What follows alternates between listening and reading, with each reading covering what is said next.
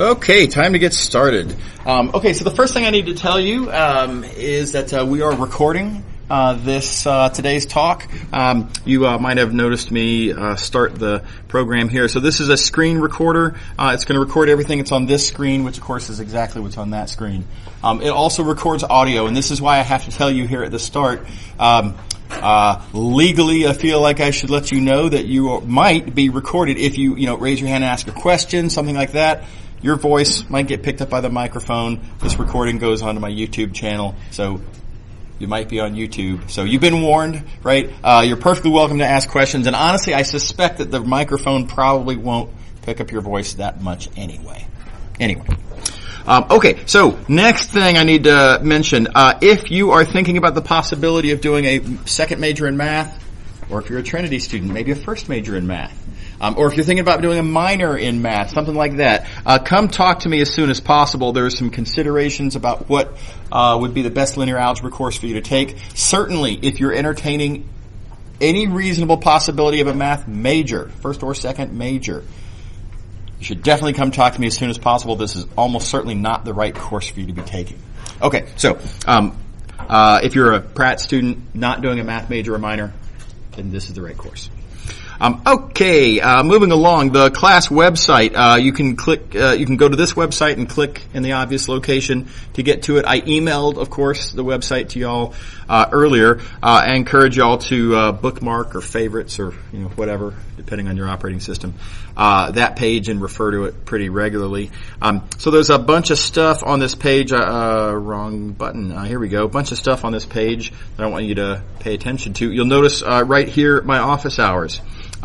It's 2:30 to 3, Monday, Wednesday, Friday. That's roughly speaking sandwiched in between my two lectures for this course. So I'm pretty much just in this room from, about 1:30 to about 4:15 every day. Or Monday, Wednesday, Friday. Okay.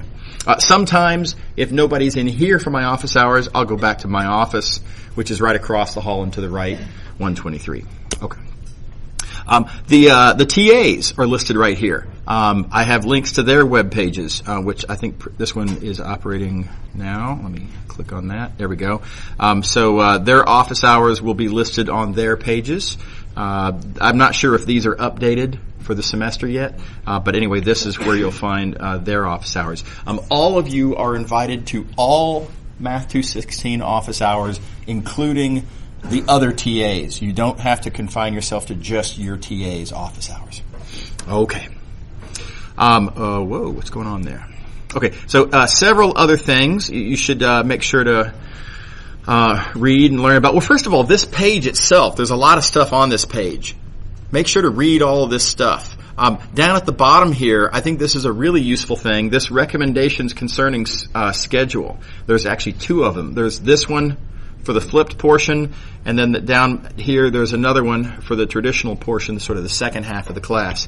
The main thing to notice is how many items there are listed for these recommendations about your schedule. So roughly speaking, I'm going to every day, or at least every class day, several times a week anyway, all of these things. And it's a little overwhelming to look at all of these things that you should be thinking about, pretty much every day.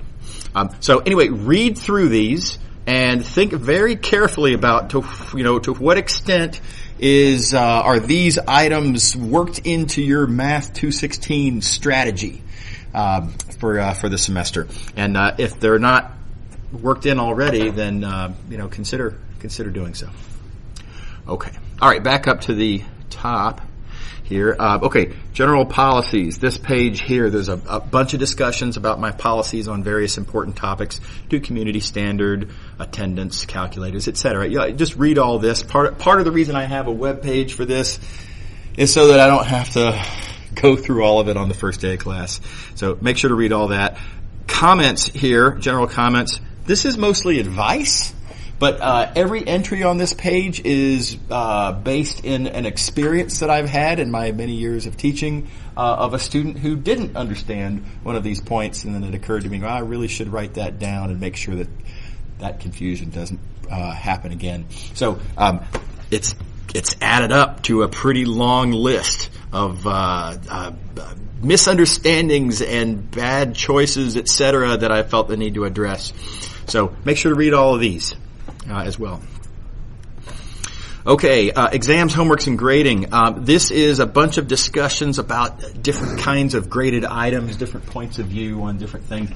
What are you allowed to assume in a exam question? Well, there's a bunch of discussion about that. What do midterm grades mean? Can I bring up my grade? That kind of thing. How does scoring work in relation to high school? What is fair game material? I'm going to be using this term a lot in describing what kinds of things you should expect on midterm exams. All exams. So et cetera, et cetera. So make sure to read all of this stuff as well. The next item here, proofs in Math 216. We're going to be doing some proofs in this class, much more than were done in Math 212. Much less than would have been in Math 221, right? So we're not going to get up to the Math 221 level of rigor and proof, but nevertheless, a significant aspect of this class. This is kind of a very brief kind of, what is a proof? And does this count? Can I do that? Does this make sense? Etc. So give this a read too. Last thing over here on the far right. Last thing on this line. Still a bunch more to say. We're using a new grading system in Math 216 this term, and it's significantly different from what I think the vast majority of y'all took Math 212 last term. So this is going to be very different. All the details are here. Make sure to read that, but just let me hit some very broad strokes for you. In Math 212, roughly speaking, what happened is you got scores on exams. Those scores were never really precisely translated into letter grades as individual exam scores. And there might have been some sort of, it's approximately, or you're roughly in the range of a, whatever. But there was never anything precise. Point being that instructors reserve the right in that course to look at all your scores at the end of the semester, consider it from various different points of view, look at the section's performance on the final exam, have all the information in front of them, and then make decisions about what to do with course grades, which gives the instructors a lot of flexibility. There's some very significant advantages to that. It's a great system in a lot of ways, with a very significant drawback, and that is that students in that system don't really have any concrete, take it to the bank, set in stone feedback about how did I do on these exams, what actually happened in terms of a language that we understand. Okay, so we're doing sort of the exact opposite in Math 216 this term. So for every midterm exam, there's going to be a curve by which you will get a letter grade on your exam. So for example, you might, depending on your score, depending on what the curve is, you might get, let's say, an A- on a midterm exam. That will count as a 3.7, hopefully a familiar conversion. You'll get such letter grades on all the midterms. You'll get such a letter grade on the final exam. You will get such a letter grade for your homework average, your quiz total, and your attendance total. I'll talk about those later. And then we will simply do a weighted average of those letter grades on the 4-point scale. That'll come up with some number. Whatever that ends up, I don't know, maybe it ends up being 3.61, let's say. 3.61 is in this range here. That's an A-. That's your course grade. So it's a real simple little formula. We're just averaging letters, pretty much. All right, so I hope that makes sense to everybody. Do pay careful attention to these weights. Notice that the final exam's 30% of your grade, which is, I don't think, particularly unusual. The midterm exams, the first exam's a little lower to give everybody a chance to, have a learning experience if necessary. If it doesn't go as you were expecting, you want to adapt. I want students to have more of an opportunity to come back from whatever that first exam experience is. But also notice homework, 7% of your grade. That's not to be ignored, and that's pretty non-trivial. Make sure you do a good job with the homework, in other words. Quizzes. So we're going to have quizzes in this first half or so of the course. The quizzes will be roughly, one per day. We're going to have our quiz today at the very end of the lecture. And all together with all the quiz scores, you won't get a letter grade on individual quizzes because there's just one question. And either you got it or you didn't. I can't make a letter grade out of that. But all together, your quiz total is going to get a letter grade that'll be 5% of your grade. So it's not much, but it's enough that you should definitely take it seriously. Make sure to study for the quizzes. Make sure to watch the pre-lectures, not just in the background, right? Watch it and study it and prepare for the quiz that's going to be coming in class. And then attendance. Now, this attendance counts only the attendance in sort of the second half of the course. In the first half of the course, your attendance is rewarded by your opportunity to take the quiz. Right? In the second half of the course, though, there are no quizzes, so just straight up attendance counts for a little bit. And there's no academic content here, so it's only 3%. Nevertheless, you do have to come to get those points. Okay. Alrighty. Lots of other details. Please read through some of these little scenarios. Well, let me walk you through one of these scenarios. The point of these scenarios down here is to capitalize on the simplicity of this formula. In fact, you can compute your own course grade once you know your individual letter grades on the various items. It's just a weighted average, right? And then look up on this table. Very, very explicit. So, for example, let's suppose that you have A on the first two midterms. Let's just say A on the first two midterms, and maybe you think you can get at least a B plus. Who knows, right? You don't want to say anything for sure, but you feel like you can get at least a B plus on the third midterm and the final. You feel like you're going to get at least a B on the homework, attendance, quizzes, etc. This is, of course, highly speculative, but if that's something you feel confident in, then you can do the corresponding weighted average. Ends up being exactly 3.5, and that is just barely an A minus, right? So to whatever degree of confidence you feel you can speculate about future grades, you can determine exactly what final course grade that corresponds to. So I think it's nice to be able to do these kinds of calculations. Another one, just for your consideration. If you have a C on the first midterm and a C minus on the second midterm, you might be worried. Right? What is it? Am I going to be able to? What if I fail the third midterm? Fail the final? I'm not doing very well on these quizzes. What if that's a fail? What if I fail the whole rest of the course? What happens? Well, those two grades alone guarantee you a weighted average of at least 0.64, which is already a pass. Anyway, I'm not saying that's something to aim for, right? But, right, there he is. But nevertheless, that might give you might give you some, just that extra little bit of confidence. If you're worried about, oh gosh, do I want to withdraw? I don't want to fail.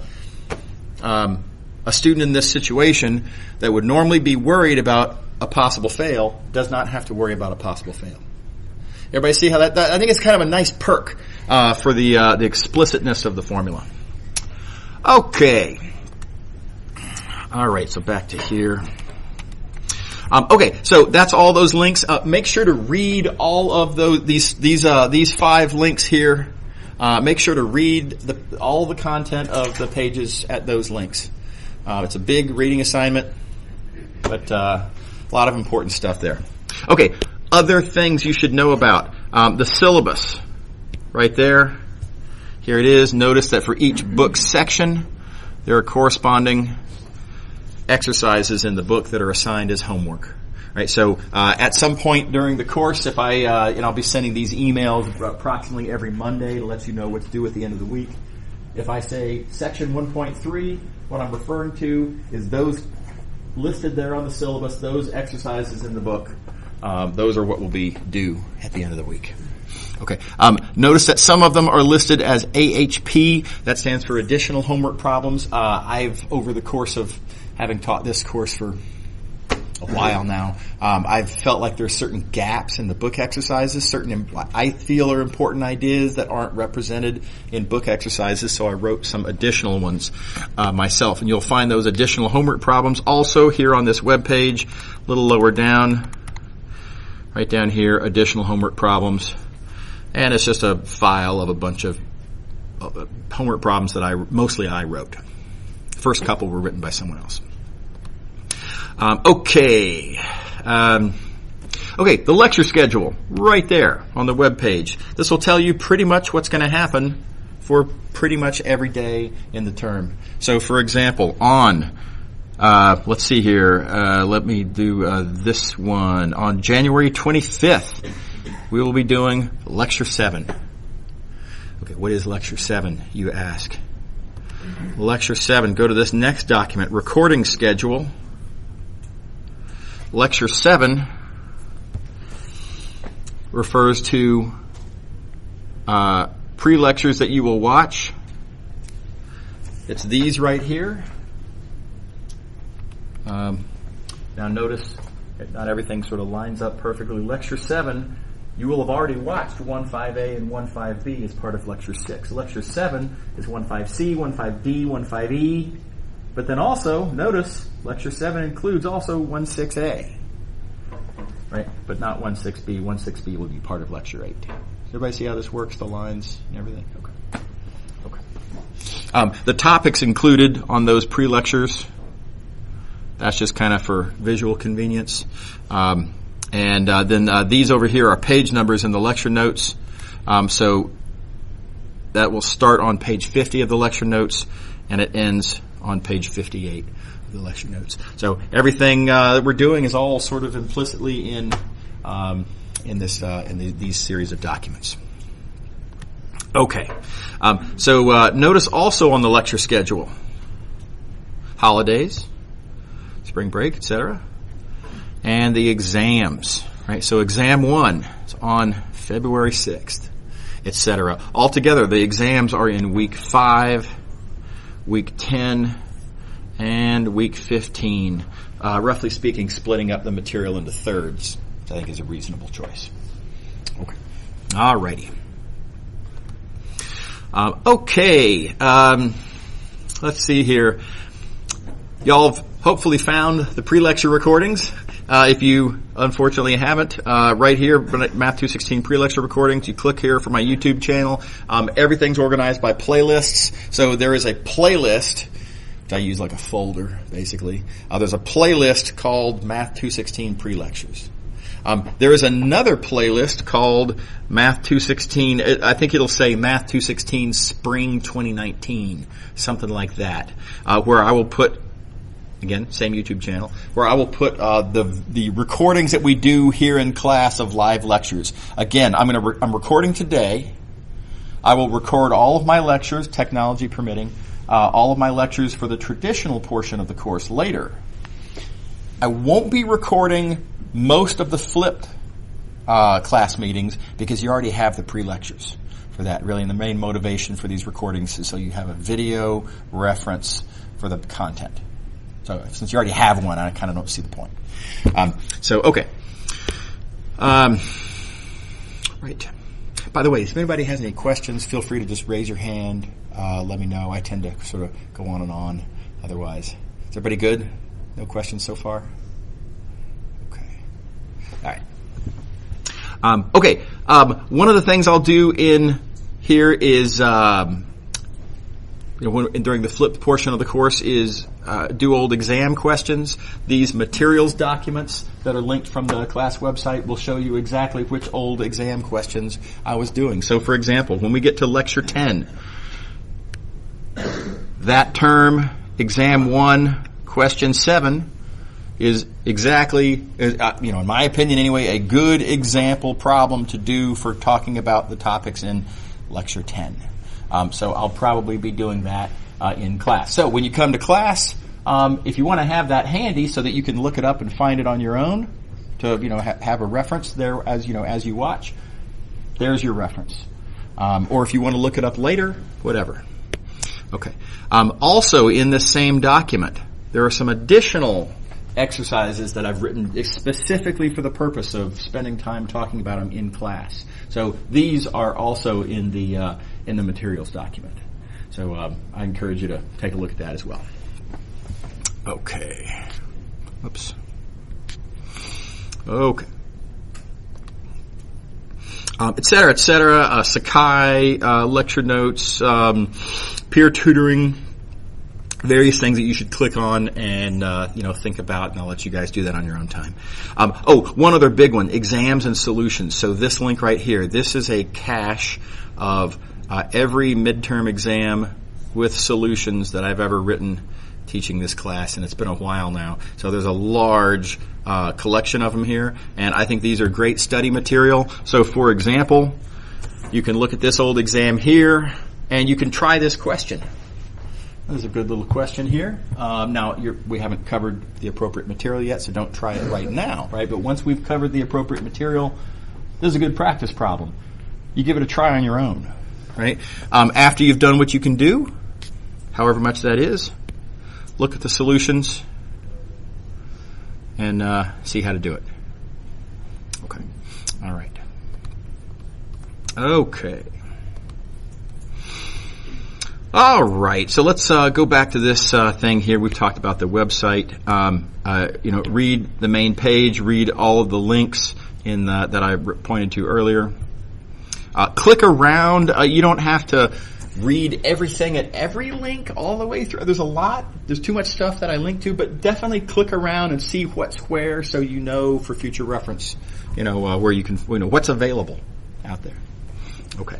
And you don't have to print, but put into your iBooks or whatever, some make conveniently accessible things that you're going to be referring to on a very regular basis. So like the syllabus, you're going to be needing to refer to that constantly. You might as well just go ahead and download it. Likewise, the lecture schedule, etc. Okay, let me take a pause real quick. Does anybody have any questions? No. All right. Okay, some resources I want to make sure that you're aware of. Cheesy though it is, I think it's important to acknowledge that you are your own primary resource in this class. So you have to take the responsibility of, pushing yourself, be your own motor, be your own instigator to make sure that you're working as hard as you should be. Make sure that you're learning the material as well, as thoroughly as you should be. This kind of thing, right? Okay. All right. The book, I think, is a good resource. Now, every math book has advantages and disadvantages, pros and cons. I've never seen a book that I think is perfect. I even have my own little quibbles with my own book, right? But this book is pretty good. I like it. There are some things about it that I don't like. Well, that's true of every book.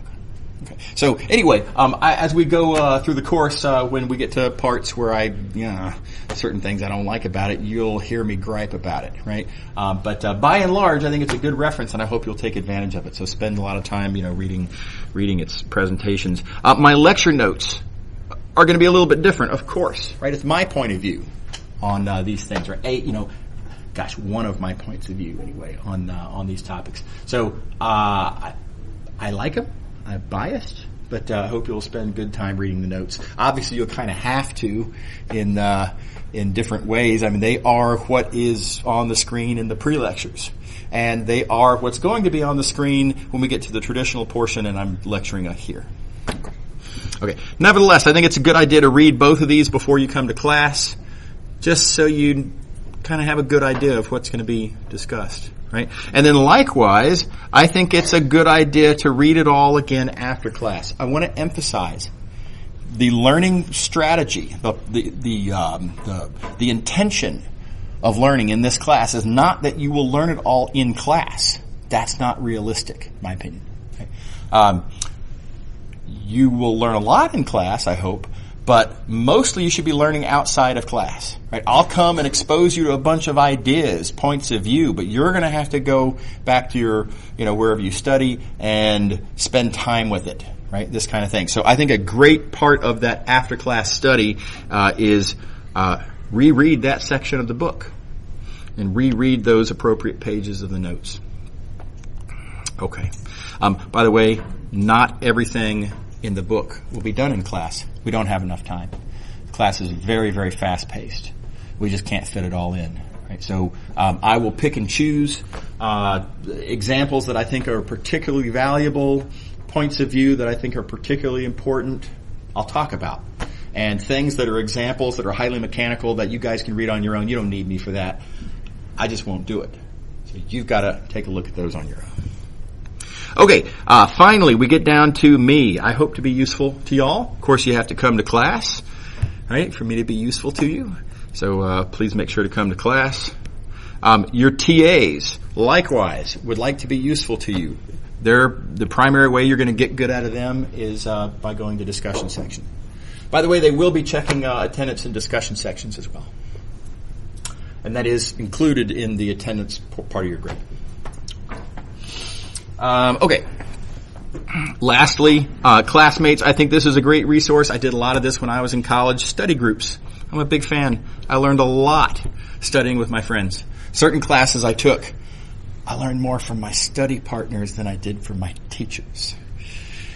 And, some of that's an unfair assessment because, the instructors laid the groundwork, got it mostly done. They loosened the jar, you know what I mean? Right? And then my friends come in and put that last little piece of the puzzle in there for me. Oh, now it makes sense. And then I give that credit. That score goes to my friends, right? But nevertheless, it was extremely useful. So I hope you'll consider taking advantage of that. If you want to work on homework assignments in groups, that's totally fine. I encourage that.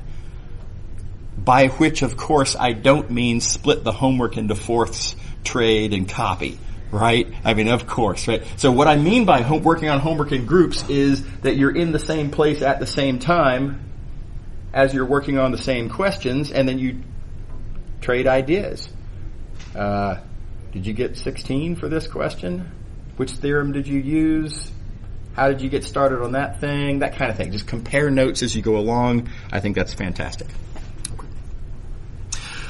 Okay, I want to talk about expectations. There's a lot to say about this. It's anyway, so let's just dive in. A bunch of these points are really kind of the same point, just kind of from different points of view. So pardon the repetition in this little next discussion here.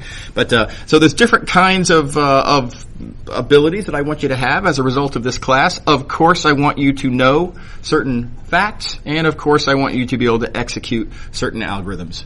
Right? I mean, every math class you have to know theorems, right? And you have to know how to do problems. I mean, that's, of course, a given. Okay. A lot of high school classes in there. We do much more than that. Very importantly, you're going to need to understand where do those theorems come from? Why does the theorem work? What is that successful operation contingent on? What are the conditions on the theorem? A certain strategy of computation. Why does that work? Right? What's the big picture? Ultimately, what's the kernel of an idea that makes it all come together? These kinds of things are really important to understand and is part of what we're going to be testing on. And part of how we're going to test you on understanding, item 3 here, we're going to give you on the exam questions that ask you to apply these ideas to unfamiliar situations. And this is a scary thought, right? So said differently, what it's going to look like on the exam is I'm going to give you questions that I have not shown you how to do before, right? And it's going to seem, kind of scary. Okay, so here's the point, though. The point is these unfamiliar situations, even though, yes, they are different questions, I have not shown you how to do them. If you understand the ideas that we've talked about, then you'll be able to apply those ideas to solve the exam problems, right? So even though they are different kinds of questions, they are, not the same, they are susceptible to the same strategies and the same sort of attacks. Okay, so it's a great way to test whether you really understand ideas. Okay. So now let me say kind of the same thing in a different way. I just like this next point because of I find it very sort of impactful somehow. But y'all familiar with Wolfram Alpha? Hopefully, if you're not, check it out. It's pretty neat. WolframAlpha.com. You can type in a calculus problem like what's the integral of the following function, and you don't even have to use fancy technical notation. You can almost say it in English. What is the antiderivative of and the sine of e to the x, or whatever it is, right? And you hit return, and bam, it does the antiderivative for you. It's amazing, crazy, right? So it is basically, it's a computer that they have taught how to take all the integration methods that you learned in a Calc 2 class, and it's really, really good and really, really fast at all of them, right? So it's a very, very handy tool. Okay, so this goes to explaining from a certain point of view why it's not enough just to memorize algorithms, right? So let's suppose that, and let's just keep it in Calc 2 because, we're already on that example. Let's suppose that what you understand about Calc 2 is how to, you've memorized a bunch of antiderivatives, right? And you've kind of learned how to do the puzzle aspect of Calc 2, and you can do a bunch of antiderivatives. You can play that game, and you can win that game most of the time, right? And that's it, right? If that's your Calc 2 proficiency right there, then what do you really bring to a situation that requires Calc 2? Let's suppose you're applying for a job in industry, or you're going to be a grad student in engineering or whatever, and they're interested in, we have some, Calc 2 comes up a lot in this class or in this application. What can you do for us in Calc 2? If all you can do is execute algorithms and cite memorized facts, then you're just a slow and unreliable alternative to a free website. Isn't that anyway, I like how bucket of cold water in the face that observation is. I just think it's wow, that's creepy and disturbing, right? But it's a great way of explaining why we care about these other things. Why do we care that you understand why certain things work in Calc 2, or what does that really represent? Why do we care if you can apply Calc 2 ideas to unfamiliar situations? Because that is what Wolfram Alpha can't do at all. Right? So that's what makes you useful. Right? In the same way that, let's suppose that your proficiency in trigonometry was the mere fact that you'd memorized the trig table. Right? And so you're and you're really good at doing the arithmetic of computing the value of sine and cosine. Okay, that's kind of impressive in a way, but I have a calculator.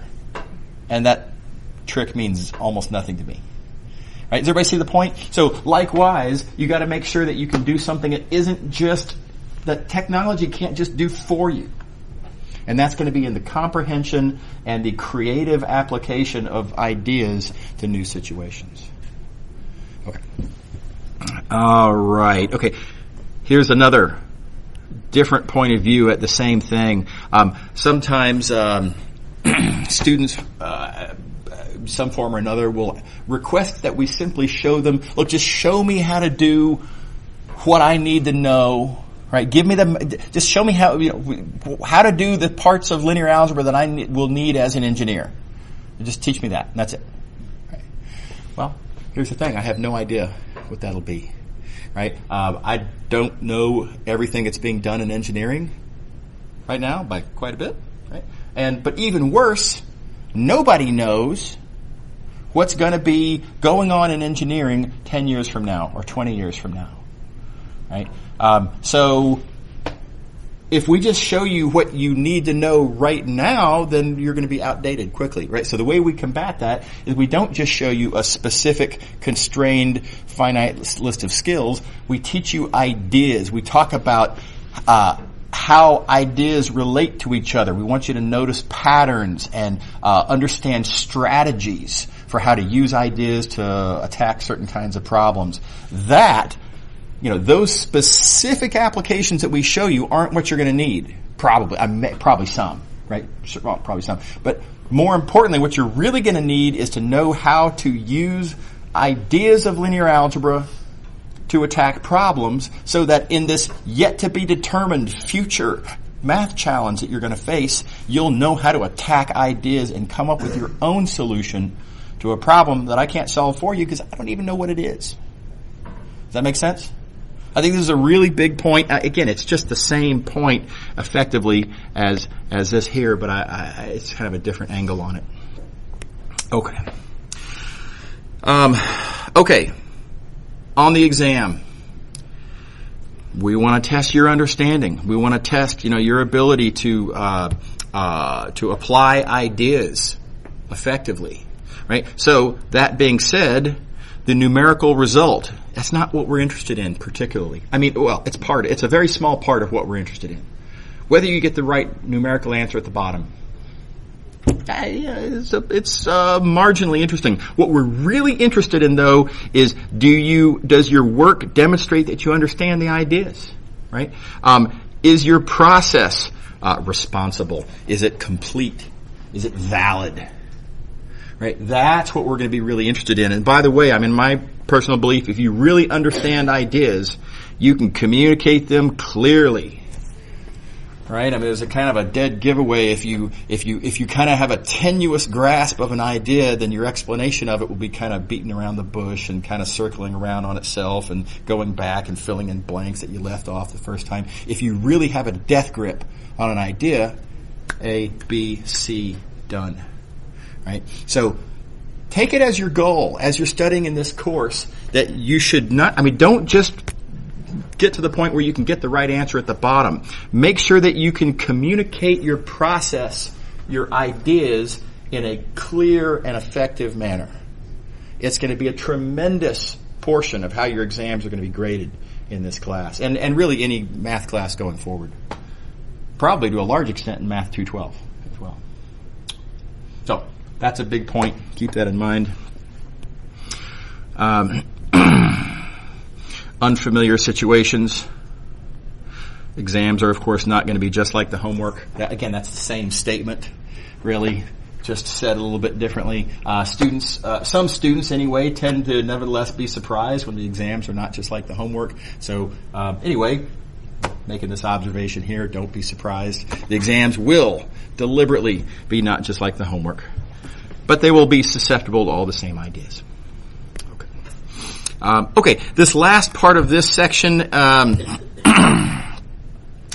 it's about comprehension. This is a really hard thing to talk about. By the way, I'm not a psychologist, obviously, so what I'm about to tell you about this is just my opinion, and this is how I see it anyway. But the first thing I want to talk about is that comprehension is not binary. Your understanding of something is not either yay or nay. Right? But it tends to feel like that, right? It tends to feel like, I don't understand what he just said there. Think about it, look at it from different, now I understand what he just said, right? Binary. Here's what I think's really going on there, and that's just my opinion. I feel like that everyone has in their mind an internal bar. And that when you don't understand it at all, you're down here, and then as your comprehension gets higher and higher, right, then eventually you get to, or perhaps even past, that bar. And that when you pass that bar, it feels like now you understand. Right? Down here, I don't understand. Up here, now I understand. Right? So it feels binary, but really what you have there is a spectrum. There's a spectrum of levels of understanding. And whatever math topic you might want to talk about, there's a lot of levels, extensive spectrum of different degrees of comprehension. Okay. So try to realize that there is this spectrum and don't focus on the yay or nay of it, because the yay or nay assumes a certain bar. Okay, so here's where it gets ugly. High school math classes implicitly set a bar in a certain place. They expect a certain level of comprehension out of you. And if you get up to that level of comprehension, if you can handle a certain, questions of a certain degree of difficulty, whatever that is, then you get it. And if you can't handle questions of that degree of difficulty, then you didn't get it. Right? So how hard tests are, effectively, and of course, implicitly sets a bar. In your mind, you get that feeling of satisfaction, that feeling of accomplishment when you get up to where that bar was set by your previous math experiences, right? And the bummer is that as you take higher and higher math classes, the bar keeps going up, right? And so high school math classes maybe are here, Math 212 maybe here, Math 216 is maybe here. So what y'all have to watch out for is inappropriately, inadvertently getting up to where the Math 212 bar was, getting that feeling of, oh, I get it now, I think I can do these, right? Your comprehension's gotten up to a certain point. The Math 212 bar, the Math 216 bar is here. You walk into this test with this level of understanding, and it doesn't go well, right? So what you have to figure out how to do, and this is I don't know how to make any of this precise, but you have to figure out how to raise that bar on your own. So demand of yourself a deeper level of comprehension than you have previously demanded, because that's going to be expected on the exams.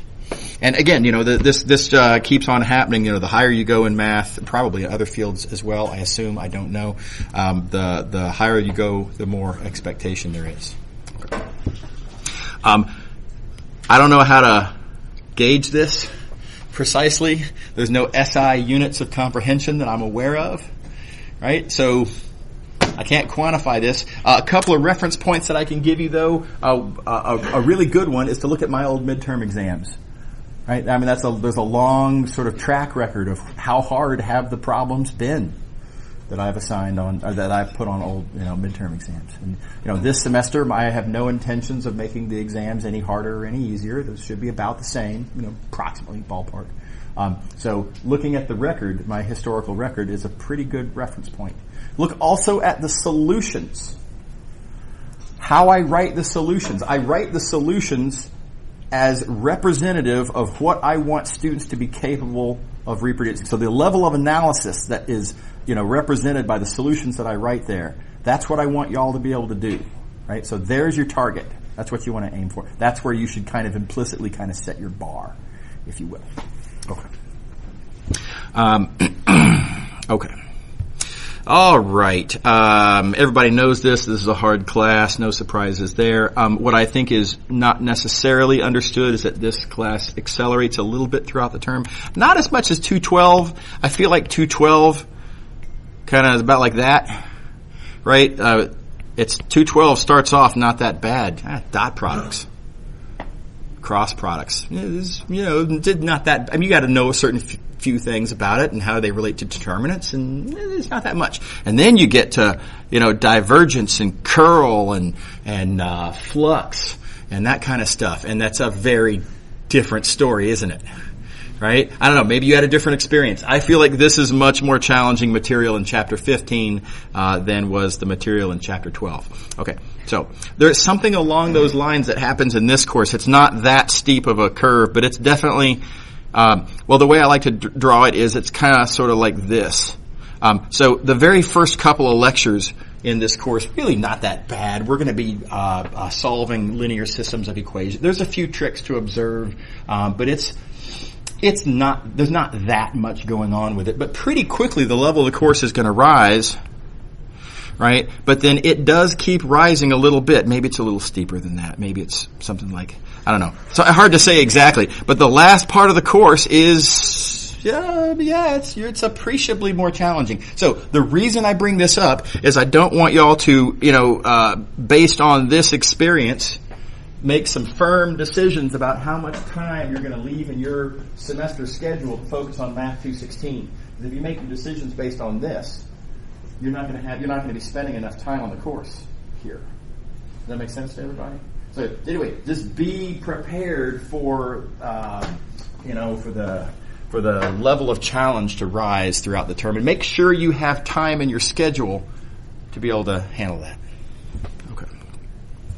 Okay. We already talked about the lecture recordings. I think it's great for y'all to have a video reference. If there's something that you didn't understand the first time, hey, look back at the video recording. Listen to it again. Go to office hours, ask for a friend for help, whatever, and then listen to it again. Right? I'm a big believer in this sort of the back and forth. Watch the videos, study other ways, go back and watch the videos again, etc. Okay. Attendance, we've talked about a lot of this once we get to the traditional portion of the course. I'm going to use this clever little strategy here of I'll write a several digit long number on the board. That's the answer to the one question on the quiz on Sakai, which is, hey, what was the number on the board? Right? And it's just a real hacky way to get y'all to confirm for me that you were in fact physically present here in class. So anyway, that'll start in the traditional portion of the course. Attendance, again, does count toward your grade in a small amount per earlier discussion. Okay, last comment, real quick, and then we're going to do the quiz. If you would like to find a group to work with, and you don't already have such a group. If you already have such a group, that's super, great, no problem. But if you would like to add to your group, or if you would like to switch groups, or if you would just like to find other people to study with for whatever reason, just send me an email, and everybody that contacts me gets onto a list. Everybody on the list, and only the people on the list get contact information for everyone on the list. So it's relatively private in that sense. Okay, very low tech, of course. Okay, so on to the quiz. As we discussed, the quiz is 5 minutes. It'll usually be at the start of lecture. So starting on Friday, the very first thing that's going to happen at exactly 3:20 is I will put the question up on the board, and that's the quiz question. Time begins immediately at 3:20. You have 5 minutes. If you're 2 minutes late, you get 3 minutes. Right? So make sure to be on time. Anyway, for today, here's the question. By the way, very likely, just for sort of logistical reasons, very likely this quiz will not be counted in your course grade, because there's always awkwardnesses of students who add the course late and this kind of thing, and it's just too much trouble. So effectively, this is going to be kind of a practice quiz, really. But anyway, if you go into Sakai, there's a quiz on Sakai in the tests and quizzes portion of the Sakai site. The one that has today's date, and then -02, because we're section 2. That's the quiz. You click on it, there will be one question. The question says, what's the answer? Figure out the answer to this question, type your answer, hit enter, make sure to submit. You got to click the submit button, and there you go. So take a few minutes, think about this one. Let me observe while we're here. Notice, I'm sure you've already noticed, this question is not just like the example that I showed you in class, or in the pre-lectures, right? This is susceptible to all of the ideas that we talked about in that pre-lecture, but it's different. And so you have to take your comprehension of those ideas, your understanding of the strategy that we talked about in the pre-lectures, and then you have to creatively apply that to understanding, to solving this question here. Okay, I'll stop now. So take a minute and...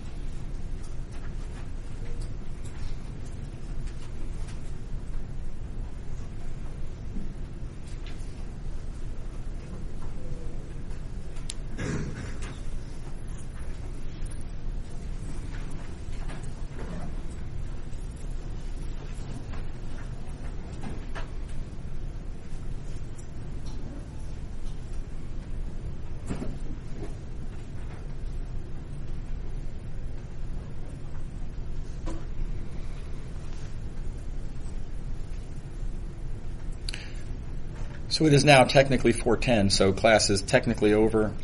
This quiz doesn't actually count toward your grade, so you don't have to, stick with it until the end if you don't want. If y'all want to call it a day, it's perfectly fine. Nevertheless, I'll sit here for another minute or so. If you want to stick around, in about a minute or so, I'll explain the solution to the problem. Otherwise, see y'all later. See you on Friday.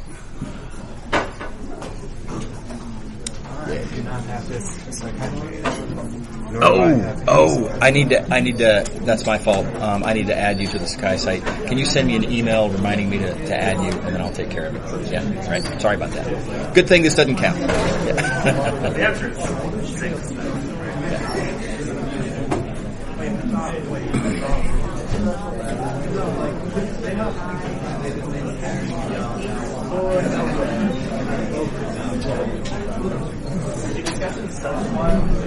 Yes.